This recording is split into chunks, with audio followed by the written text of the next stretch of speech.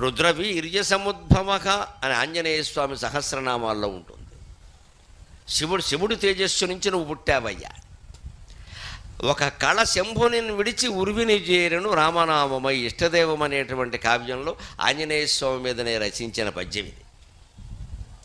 ఒక కళ, అద్భుతమైన దైవ కళ ఈశ్వరుణ్ణి విడిచిపెట్టి భూమి మీదకి వచ్చింది. అదే రామనామం రూపంలో వచ్చింది. అదే ఆంజనేయుడు. శివుడి కంఠంలో విషం ఉంటుంది కదా, ఆ విషం ఏమైంది? మరి శివుడు కిందికి వస్తే విషం కూడా కిందికి రావాలిగా. ప్రకట విషము లంకయై భగ్గున మండే కపీస దృష్టికి, నా విషమే లంక. అందుకే హనుమంతుడు దాన్ని దహనం చేశాడు.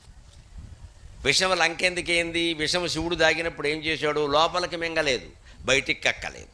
ఎందుకంటే శివుడు సర్వాంతర్యామి, భగవంతుడు సర్వాంతర్యామి. ఆయనకి లోపల లోకాలు ఉన్నాయి, బయట లోకాలు ఉన్నాయి. నిజానికి లోపలికి మింగితే లోపల లోకాలు దగ్ధమైపోతాయి, బయటికి మింగితే బయటికి